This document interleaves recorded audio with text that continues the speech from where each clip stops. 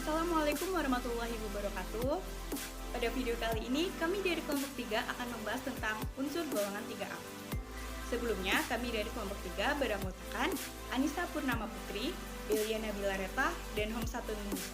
Adapun topik yang akan dibahas pada video ini yaitu yang pertama, sumber dan kelimpahan unsur golongan 3A, kemudian cara isolasi unsur golongan 3A, sifat fisik unsur golongan 3A, reaktivitas unsur golongan 3A dengan unsur lain, kereaktifan unsur golongan 3A, senyawa unsur-unsur dari golongan 3A, kemudian kelarutan dalam air, dan yang terakhir yaitu kegunaan unsur golongan 3A.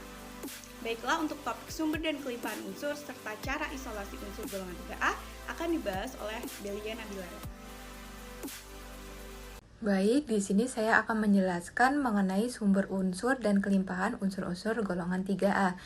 Unsur-unsur dari golongan 3A ini ada boron, aluminium, gallium, indium, dan thallium. Yang pertama ada boron. Boron tidak ditemukan terdapat secara bebas di alam, melainkan dalam senyawaannya seperti silika, silikat, dan borat. Di alam, kelimpahan boron ini sangat rendah. Boron hanya menyusun sekitar 0,01% atau 10 ppm. Senyawaan boron yang utama dan tidak melimpah adalah asam borat atau H3BO3 dan natrium borat terhidrasi atau boraks. Lalu yang kedua itu ada aluminium. Aluminium ini merupakan unsur dengan kelimpahan urutan ketiga dalam kerak bumi setelah oksigen 45,5% dan silikon 25,7%. Aluminium ini menyusun kerak bumi dengan kelimpahan sekitar 8,2% atau 82.000 ppm. Aluminium merupakan unsur logam yang paling melimpah tetapi tidak ditemukan dalam bentuk unsur bebas di alam. Senyawa aluminium walaupun ditemukan paling banyak di alam, tetapi tidak ditemukan cara ekonomis untuk memperoleh logam aluminium dari senyawanya karena pengolahannya yang sukar. Aluminium ini adalah unsur logam yang biasa dijumpai terdapat dalam batuan seperti felspar dan mika.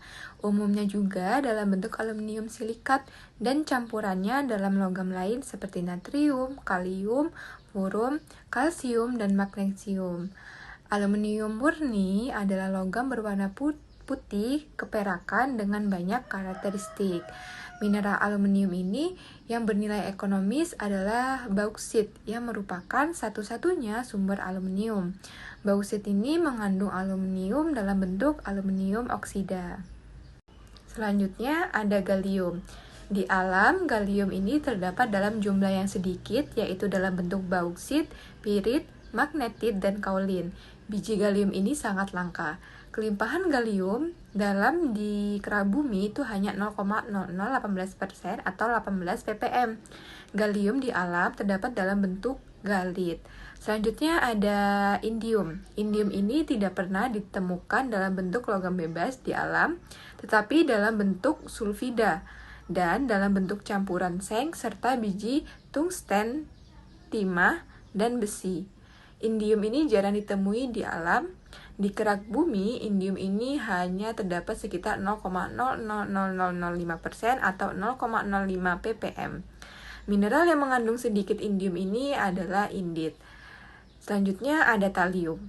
Thallium ini jarang ditemukan di kerak bumi. Lebih sering ditemukan di bagian tengah. Kelimpahan thallium ini hanya berkisar 0,00006% atau 0,6 ppm. Thallium ini merupakan logam yang melimpah ke-56.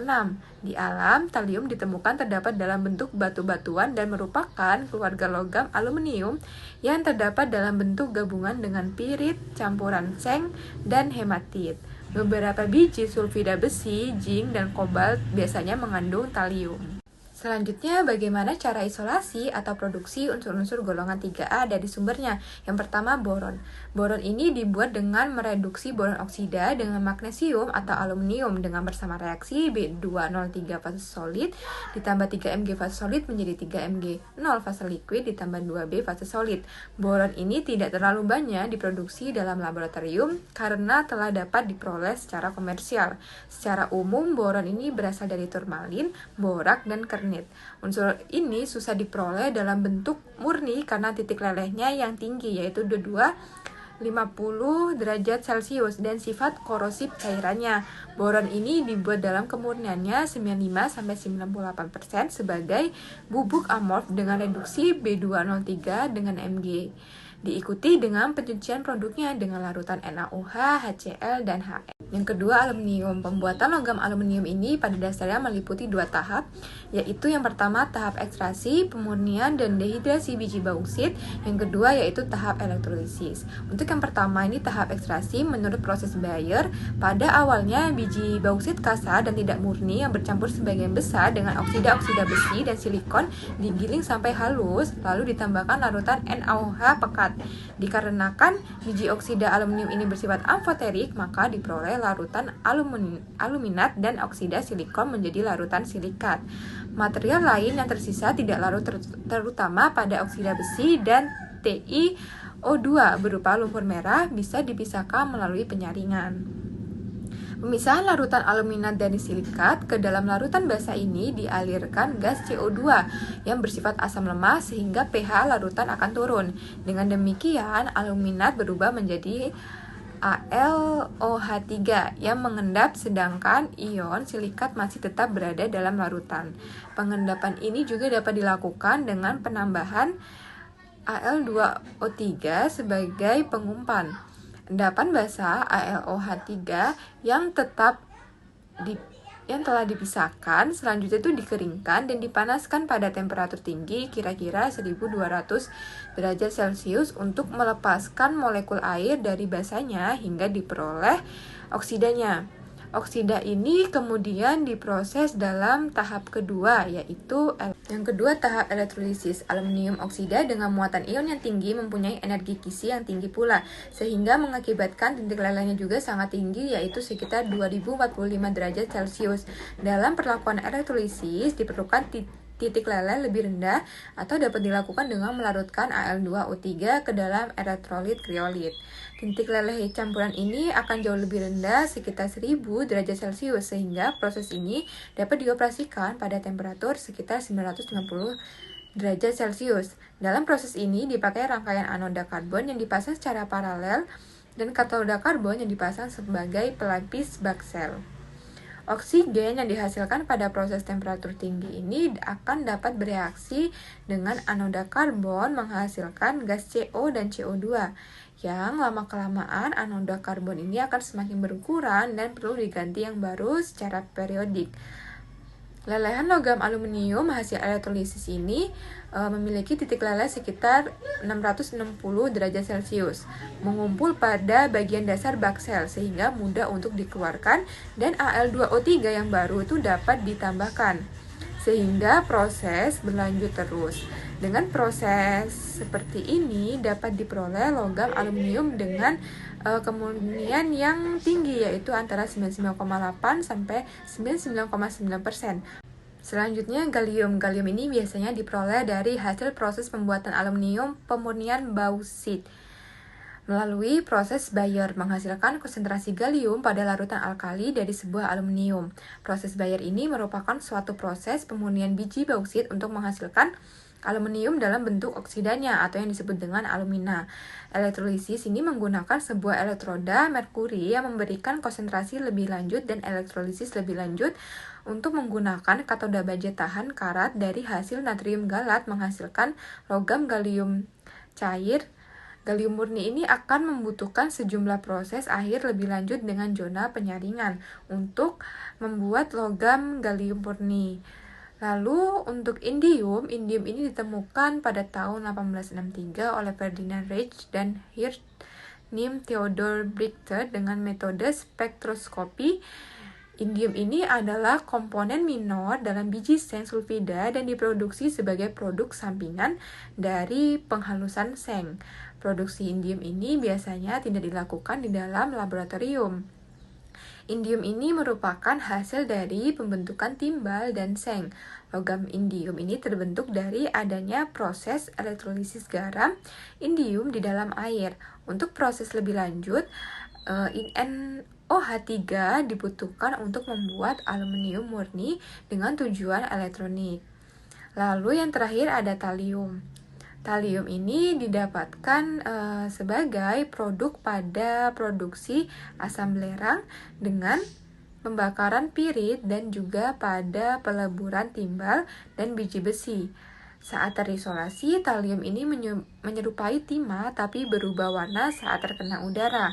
Ahli kimia William Crookes dan Claude Auguste Lamy menemukan talium secara independen pada tahun 1861 dalam residu produksi asam sulfat. Keduanya menggunakan metode spektrometri nyala yang baru dikembangkan, di mana talium ini menghasilkan garis spektrum hijau yang terkenal. Baiklah, topik selanjutnya yaitu sifat fisik unsur golongan 3A dengan reaktivitas unsur golongan 3A dengan unsur lain akan dibahas oleh Anissa Purnama Putri. Jari-jari atom golongan 3A itu cenderung meningkat dari boron hingga talium. Semakin besar nomor atom, maka semakin panjang jari-jari atomnya. Nah, kecenderungan ini dapat dijelaskan berdasarkan konfigurasi elektronik atom unsur yang bersangkutan. Nah, berdasarkan konfigurasi elektroniknya, elektron valensi masing-masing unsur dalam satu golongan pada keadaan dasarnya menempati tingkat energi utama yang makin tinggi seiring bertambahnya nomor atom. Nah, meskipun muatan inti efektifnya juga bertambah seiring bertambahnya nomor atom, akan tetapi ukuran orbitalnya itu semakin besar dan elektron dalamnya semakin bertambah pula. Nah, sehingga makin besar pula tolakan antar elektronnya. Nah, hal ini menyebabkan elektron valensi mengalami penamengan oleh elektron-elektron dalam. Nah, akibatnya jari-jari atom unsur-unsur yang terletak dalam satu golongan semakin besar seiring bertambahnya nomor atom. Nah, untuk jari-jari ionnya, boron itu tidak membentuk senyawa ionik sehingga boron tidak memiliki jari-jari ion. Nah, untuk unsur lainnya, kecenderungan jari-jari ion dari aluminium hingga talium adalah besar. Nah, untuk titik leleh, ketidakteraturan sifat disebabkan oleh perbedaan struktur fasa padatnya. Nah, boron itu membentuk klaster-klaster 12 atom. Nah, tiap klasternya itu mempunyai bangun geometri sosiasi bedron. Nah, aluminium itu mempunyai struktur kemasan rapat kubus pusat muka atau FCC, gallium membentuk struktur ortorombik, indium membentuk struktur tetragonal, thallium membentuk struktur heksagonal, close pack atau HCP. Nah, untuk adanya perbedaan struktur kristal inilah yang menyebabkan titik leleh pada unsur golongan 3A itu tidak teratur. Nah, untuk titik tidihnya itu, titik tidih pada unsur golongan 3A dari unsur boron sampai talium itu cenderung menurun. Nah, semakin kecil. Nah, hal ini itu dikarenakan dari atas ke bawah jari-jari atomnya itu semakin besar, sehingga jarak antara muatan positif kation dengan awan elektron itu semakin jauh, sehingga ikatannya pun akan semakin lemah. Nah, apabila ikatannya semakin lemah, maka energi yang dibutuhkan untuk memutuskan ikatannya itu semakin kecil. Nah, untuk energi ionisasi pada unsur golongan 3A itu cenderung meningkat. Nah, namun dapat dilihat bahwa boron itu memiliki energi ionisasi yang tinggi sekali ya. Hal ini dikarenakan perbedaan sifat antara boron dengan unsur yang lainnya. Nah, boron memiliki sifat non-logam, sedangkan unsur lainnya merupakan logam. Nah, energi ionisasi non-logam lebih besar dibandingkan dengan energi ionisasi logam. Nah, energi ionisasi antara aluminium dan gallium mengalami peningkatan karena ada tingkat energi pada orbital D pada gallium yang memiliki efek perisai yang kurang efektif dari pada orbital S dan P, sehingga elektron terluar itu ditarik cukup kuat oleh inti. Akibatnya, Energi ionisasi sedikit meningkat meskipun ada peningkatan nomor atom dari aluminium ke gallium. Nah, hal ini terjadi pula dari indium ke thallium yang disebabkan adanya tingkat energi F yang terisi penuh yang memiliki efek perisai yang sangat buruk. Nah, untuk ke elektronegatifan. Nah, untuk elektronegativitas unsur-unsur golongan 3A ini cenderung meningkat dari boron ke thallium. Nah, hal ini dikarenakan adanya perbedaan ukuran atom. Nah, untuk afinitas elektron, afinitas elektron pada unsur-unsur golongan 3A ini cenderung menurun. Nah, dalam satu golongan dari atas ke bawah. Nah, hal ini dikarenakan pada aluminium hingga thallium itu memiliki nomor atom yang semakin besar, sehingga membuat jarak antara inti ke tingkat energi terluarnya itu semakin jauh, sehingga kemampuan daya tarik inti untuk berikatan dengan elektron lain semakin lemah. Nah, untuk densitas dari unsur golongan 3A ini cenderung meningkat dari boron hingga thallium seiring dengan bertambahnya nomor atom. Nah, untuk potensial elektroda boron, aluminium, gallium, dan indium itu bernilai negatif. Nah, artinya unsur tersebut itu lebih mudah melepaskan elektron dibandingkan menerima elektron. Nah, aluminium memiliki potensial reduksi negatif yang paling besar, sehingga aluminium itu merupakan logam yang paling reaktif dibandingkan unsur lainnya. Nah, untuk daya hantar listrik unsur golongan 3A cenderung menurun. Nah, golongan 3A ini dalam satu golongan semakin ke bawah itu ikatan logamnya semakin lemah. Nah, ikatan logam yang lemah ini dipengaruhi oleh jari-jarinya yang semakin besar. Nah, sehingga daya hantar listriknya itu cenderung semakin menurun atau kecil. Nah, untuk kekerasan unsur pada golongan 3A dari unsur aluminium ke unsur thallium itu cenderung semakin kecil. Nah, hal ini menunjukkan bahwa unsur-unsur golongan 3A ini tidak terlalu keras dan cenderung lunak. Nah, sehingga sedikit perlakuan dapat mengubah bentuk fisiknya. Nah, kekerasan pada logam aluminium hingga thallium dipengaruhi oleh kisi kristal dari unsur. Nah, sehingga boron itu memiliki kekerasan 9,5 mos, sehingga boron ini cenderung paling keras di antara unsur-unsur golongan 3A lainnya. Nah, untuk warna nyala. Nah, warna nyala dari unsur golongan 3A ini berbeda-beda, yaitu boron memiliki warna nyala hijau terang. Nah, aluminium memiliki warna nyala putih, gallium memiliki warna nyala merah, dan indium memiliki warna nyala biru, dan thallium memiliki warna nyala hijau murni. Baik, jika bereaksi dengan oksigen, boron itu dapat bereaksi dengan oksigen menghasilkan senyawaan oksida. Nah, ikatan yang terjadi merupakan ikatan kovalen. Nah, reaksi yang terjadi adalah 4B dalam fase solid ditambah 3O2 dalam fase gas menghasilkan 2B2O3 dalam fase solid. Nah, aluminium bereaksi dengan oksigen itu pada suhu ruang. Gallium, indium, dan thallium dapat bereaksi dengan O2 dengan bantuan pemanasan udara. Nah, reaksi logam 3A dengan gas oksigen itu menghasilkan senyawa oksida. Jika lapisan oksida rusak, maka logam aluminium itu bereaksi untuk menyerang atau bertahan.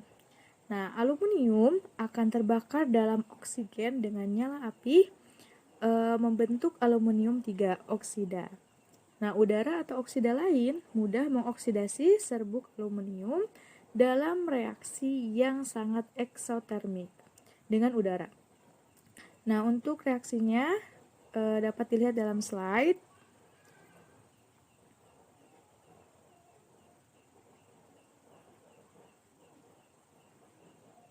Nah, Jika bereaksi dengan nitrogen, maka dari unsur golongan 3A ini hanya aluminium yang bereaksi langsung dengan N2 pada suhu 1020 Kelvin. Hal tersebut dikarenakan aluminium itu memiliki kemiripan sifat dengan logam alkali tanah yaitu Be.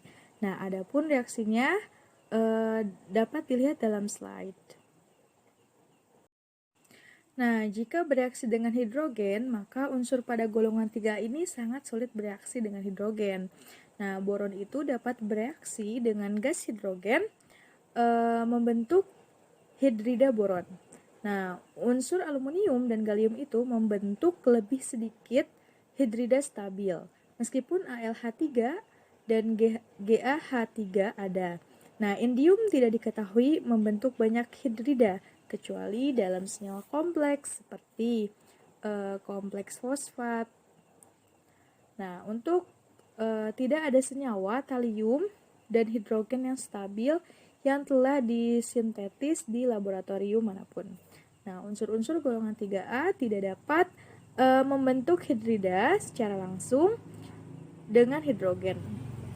Nah, senyawa hidrid hanya dapat membentuk melalui reaksi senyawa hidrida dari logam lainnya, seperti senyawa LH3 dibuat dengan mereaksikan LiH berlebih dengan AlCl3 dalam pelarut etan.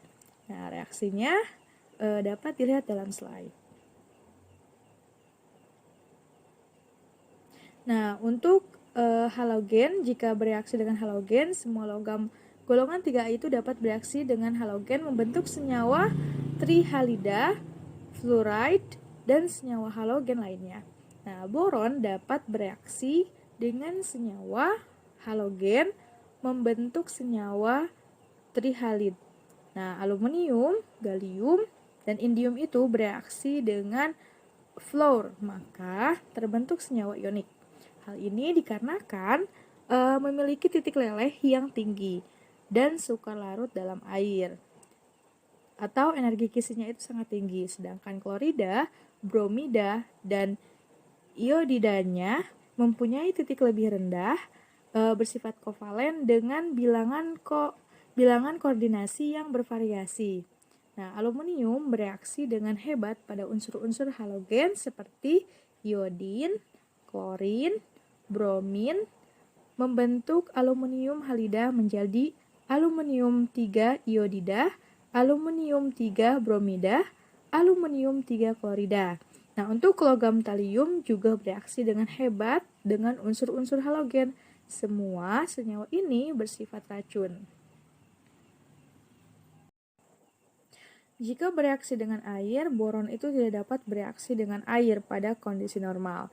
Nah, aluminium dapat bereaksi dengan air sesuai dengan persamaan reaksi yang terlihat dalam slide. Nah, untuk aluminium juga sulit bereaksi dengan air karena lapisan luar aluminium oksida Al2O3 itu membentuk dan melindungi sisa logam. Nah, untuk senyawa Al, Ga, dan indium itu bereaksi lambat dengan air. Nah, untuk logam talium memudar dengan lambat dalam air basah atau larut dalam air, menghasilkan racun talium 1 hidroksida. Nah, jika bereaksi dengan asam dan basa, pada kondisi biasa itu logam aluminium itu akan mudah diserang oleh basa alkali panas, halogen, dan beberapa logam lainnya. Nah, lapisan oksida itu mempunyai pori yang bila dalam keadaan basah itu dapat memerangkap zat warna. Nah, untuk aluminium larut dalam asam mineral. Asam-asam mineral encer kecuali dalam asam nitrat, pekat gallium, indium, dan talium adalah logam putih yang sifatnya lunak reaktif, mudah larut dalam asam-asam mineral. Tetapi titanium itu hanya larut secara lambat dalam asam sulfat dan asam klorida karena terbentuk garam talium 1 yang hanya larut sebagian titik seperti halnya aluminium, gallium larut dalam NaOH. Nah, unsur-unsur gallium, indium, dan talium itu bereaksi dengan cepat pada suhu ruang atau sedikit di atas suhu ruang. Selanjutnya yaitu kereaktifan unsur-unsur golongan 3A. Jika dibandingkan dengan unsur-unsur golongan alkali dan alkali tanah, unsur-unsur golongan 3A tidak sereaktif golongan alkali dan alkali tanah. Kereaktifan suatu unsur bergantung pada kecenderungan suatu unsur untuk melepas dan menarik elektron. Dan unsur golongan 3A menunjukkan tingkat oksidasi plus 3, yang artinya unsur-unsur ini harus melepaskan 3 elektron untuk bereaksi dengan unsur lainnya. Sedangkan unsur alkali dan alkali tanah lebih sedikit melepaskan elektronnya untuk berikatan. Oleh karena itu, unsur-unsur golongan 3A tidak sereaktif logam alkali dan alkali tanah. Selanjutnya yaitu senyawa dari golongan 3A. Yang pertama ada hidrida. Unsur-unsur golongan 3A tidak dapat membentuk senyawa hidrida secara langsung dengan hidrogen. Tetapi sejumlah hidrida unsur-unsur ini telah banyak dikenal. Boran hidrida sering disebut sebagai boran dan dikenal adanya 2 deret boran, masing-masing dengan rumus umum BnHn plus 4 dan BnHn plus 6. Beberapa senyawa boron hidrida yang telah diketahui rumusnya adalah B2H6 atau diboran, B4H10 tetraboran, B5H9 pentaboran, dan B6H10 heksaboran. Senyawa-senyawa boran tersebut bersifat volatil dan terdekomposisi menjadi boran dan hidrogen pada pemanasan. Pada unsur lainnya, hanya aluminium dan gallium hidrida yang diketahui. Senyawa hidrida pada aluminium dan gallium tidak diperoleh secara langsung, melainkan harus direaksikan dengan senyawa lainnya. Seperti senyawa AlH3 dibuat dengan mereaksikan LiH berlebih dengan AlCl3 dalam pelarut dietil ether sesuai dengan reaksi LiH fase liquid ditambah AlCl3 fase liquid menjadi AlH3n fase solid ditambah Li AlH4 fase solid. Yang kedua yaitu halida. Senyawa-senyawa tipe BX3 eksis untuk semua halogen. 2B fase solid ditambah 3X2 fase gas menjadi 2BX3 fase gas. Senyawa BX3 bersifat asam, sehingga aktivitas kimianya merupakan fungsi asam Lewisnya. Kekuatan relatif halida-halida boron sebagai asam Lewis yaitu BBr3 lebih kuat daripada BCl3 lebih kuat atau sama dengan BF3. Unsur-unsur Al, Ga, In, dan Ti dapat membentuk garam-garam halida. Fluorida dari Al, Ga, dan In semuanya mempunyai titik leleh yang tinggi. Sedangkan klorida, bromida, dan iodida memiliki titik leleh yang lebih rendah. Yang ketiga yaitu oksida. Oksida boron yang penting adalah B2O3 yang dapat diperoleh dengan melelehkan asam borat. Oksida aluminium Al2O3 dikenal sebagai alumina mempunyai 2 bentuk, yakni bentuk alfa Al2O3 dan gamma Al2O3. Oksida dari gallium mirip dengan oksida aluminium, mempunyai bentuk alfa Ga2O3 dan gamma Ga2O3. Oksida dari indium In2O3 dikenal hanya dalam satu bentuk, berwarna kuning. Oksida dari talium Ti2O3 berwarna coklat hitam pada suhu 100 derajat Celcius mulai melepaskan oksigen membentuk Ti2O. Dan yang terakhir yaitu hidroksida. Asam borat atau garamnya terbentuk dari hidrolisa boron halida, boron hidrida, dan sebagainya. Asamnya berbentuk kristal putih seperti jarum dengan unit BOH3 kali. Unsur aluminium hanya mempunyai satu macam tingkat oksidasi yaitu plus 3. Dengan demikian hanya ada satu macam hidroksidanya yaitu AlOH3 kali yang berwarna putih dan sukar larut dalam air. Gallium 3 hidroksida adalah senyawa dengan rumus GaOH3 kali. Senyawa ini berbentuk gel dan terbentuk dari garam Ga3+. Indium dan talium memiliki hidroksida. Hidroksidanya dapat dilihat dengan tingkat oksidasinya seperti Al dan In memiliki tingkat oksidasi plus 3, maka hidroksidanya berupa MOH3 kali. Sedangkan pada Ti memiliki tingkat oksidasi yang stabil plus 1, maka hidroksidanya berupa TiOH. Topik selanjutnya yaitu kelarutan garam-garam dari unsur golongan 3A di dalam air. Garam borat merupakan garam asam lemah sehingga ketika dilarutkan dalam air akan mengalami hidrolisis. BCl3 juga mengalami hidrolisis di dalam air.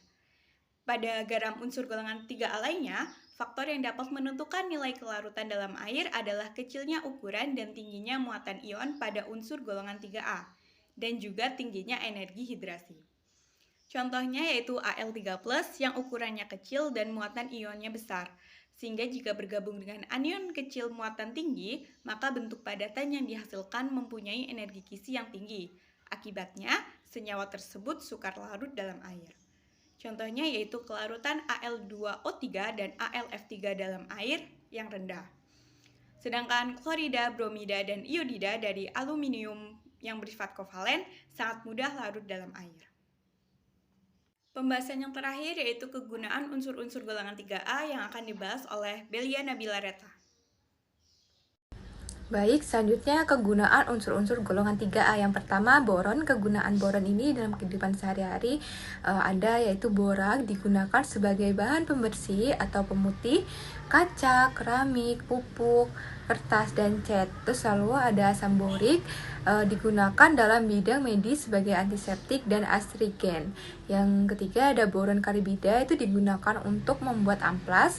Lalu ada isotop boron nomor 10 digunakan untuk mendeteksi dan mengontrol jumlah neutron pada reaktor nuklir. Boron ini dapat digunakan pada pertunjukan kembang api untuk memberikan warna hijau dan dalam roket sebagai pemicu. Lalu kegunaan aluminium ini dapat digunakan dalam konstruksi pesawat, mobil, dan mesin lainnya. Karena sifatnya yang mudah menghantarkan panas dan tahan karat, aluminium ini banyak digunakan untuk membuat alat-alat masak, digunakan dalam bidang arsitektur dan ornamen rumah, digunakan juga dalam reaktor nuklir pada suhu rendah untuk mengontrol jumlah neutron. Lalu ada aluminium foil yang digunakan sebagai pembungkus makanan. Karena tidak mudah berkarat, aluminium juga dapat digunakan untuk melapisi badan kapal atau kendaraan laut lainnya. Lalu untuk unsur yang ketiga yaitu gallium. Kegunaan gallium ini karena gallium membasahi gelas dan porselin, maka gallium ini dapat digunakan untuk menciptakan cermin yang cemerlang. Lalu sebagai komponen dalam campuran peleburan yang rendah, plutonium ini digunakan pada senjata nuklir yang dioperasikan dengan campuran dengan gallium untuk menstabilisasikan alotrop plutonium. Gallium arsenida ini juga ada digunakan sebagai semikonduktor, terutama dalam dioda pemancar cahaya. Gallium juga dapat digunakan pada beberapa termometer bertemperatur tinggi. Lalu unsur yang keempat yaitu indium. Kegunaan indium dalam kehidupan sehari-hari ini dapat digunakan sebagai bahan campuran logam. Lalu juga dapat diuapkan pada gelas untuk membentuk kaca sebagus yang terbuat dari perak. Indium ini juga dapat digunakan untuk membuat cermin yang memantul seperti cermin perak dan tidak cepat pudar. Untuk industri layar datar, karena sifatnya yang lembut dan ringan. Lalu yang terakhir itu ada talium. Kegunaan talium ini ada talium sulfat yang tak berwarna, tak berasa, dan sangat beracun ini digunakan sebagai obat membasmi hama. Talium yang dihasilkan dari kristal natrium iodida ini dalam tabung foto multiplier digunakan pada alat pendeteksi radiasi sinar gamma. Kemampuan kristal talium bromoiodida untuk memancarkan radiasi inframerah dan kristal talium oksisulfida untuk mendeteksi beberapa jenis radiasi gelombang ini dimanfaatkan dalam sistem komunikasi militer. Lalu ada campuran talium dengan raksa yang membentuk cairan logam yang membeku pada suhu -60 derajat Celcius yang digunakan untuk membuat termometer suhu rendah dan relay.